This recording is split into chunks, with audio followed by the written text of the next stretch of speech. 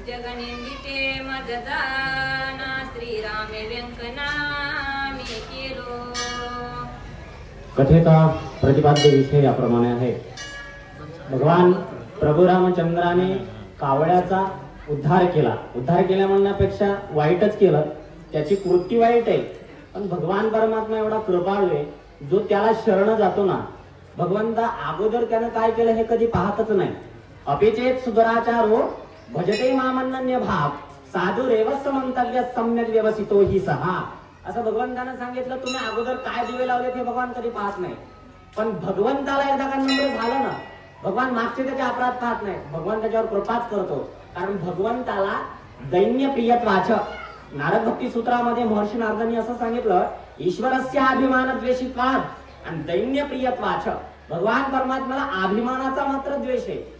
तिळबळे जरी होय अभिमान मेरुतो समान भारदेवा, भगवंताला पण अहंकार गेला की तुका म्हणे देव झाला। मग भगवंताला अभिमान आवडत नाही, पण दैन्य प्रियत्वाच, नम्र झाला भूता आणि त्याने कोंडिले तसं तो नम्र झाला, अपराध केला, तुमचा आमचा अपराध नाही केला, भगवान परमात्म्याचा अपराध केला, भगवान परमात्म्याच्या पत्नीवर वाईट नजर ठेवली, एवढा मोठा अपराध केला, पण त्याला नम्र झाल्यामुळे भगवान परमात्म्यानं त्यावर जन्म मृत्यू म्हणजे त्याला मरण भय चुकवलं। आणि जो भगवंताचा भक्त असतो ना, त्याला मरणाची भीतीच नसते।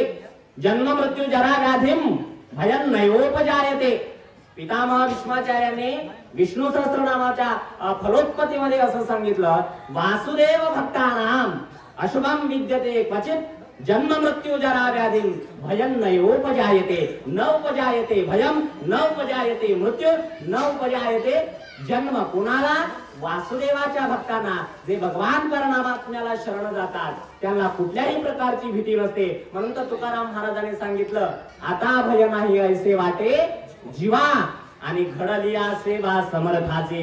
त्या भगवान परमात्म्याची आणि साधू महात्माची सेवा आमच्या जीवनामध्ये घडली, परिणाम जन्म मृत्यूचा आम्हाला भीती राहिली नाही। पण तो कावळा काय म्हणतो या ठिकाणी, देवा माझ्यावरती तुम्ही कृपा केली, माझा जो वाकडेपणा आहे ना, माझा वाकडेपणा तुमच्या कृपेमुळे लोक मला त्या ठिकाणी निंदे ठरवतील, असं देखील त्या ठिकाणी तो कावळा प्रभू रामचंद्राशी बोलतो। चपाती मोडणारी चला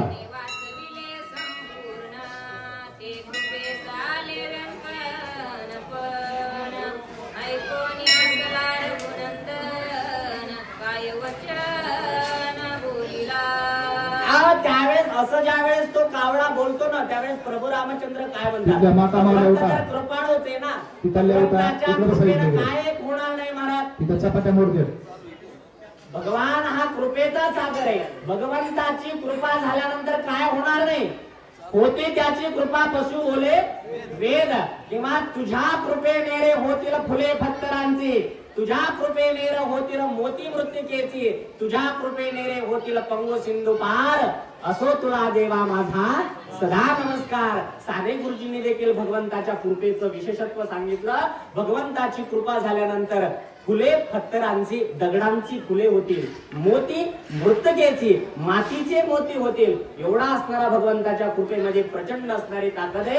भगवान तुझ्या कृपेमुळे काय झालं, नाहीतरी लोकांनी मला खूप निंदे केला, किती निंदनीय कृत्य होतं माझं, सगळ्या जगामध्ये माझं त्या ठिकाणी चुकीचं नाव झालं असतं, पण देवा तुझी कृपा झाली म्हणून मी या लोकांच्या निंदेपासून वाचलो, असं देखील त्या ठिकाणी तो कावळा भगवान प्रभू रामचंद्राची स्तुती करतो, बोलतो भगवंताशी। सामर्थ्य देतो उजव्या बुबुळा, एक दिवळ होई डोळा, तुझी वाढेल देखणी कळा, देखना सकळा माझी होस। त्यावेळेस त्यांनी सांगितलं, देवा तुझी कृपा झाली आणि त्या कृपेचा परिणाम देवाने डोळा घालवला, असं जर लोकांनी त्या ठिकाणी म्हटलं तर त्याच्यामुळे तुला कमीपणा येईल, उणेपणा येईल। ज्यावेळेस असा कावळा बोलतो त्यावेळेस भगवान परमात्मा म्हणतात, हे कावळ्या तुला मी अशी प्रचंड शक्ती देतो, अगदी एकाच डोळ्याने, दोन डोळ्याने जे काही तुला आकलन होत नव्हतं ना, तेवढं एकाच डोळ्याने तुला ते आकलन होईल, अशा प्रकारची प्रचंड शक्ती दिव्यता मी तुला त्या ठिकाणी देतो, असं त्या ठिकाणी कावळ्याला भगवान प्रभू रामचंद्र बोलतात।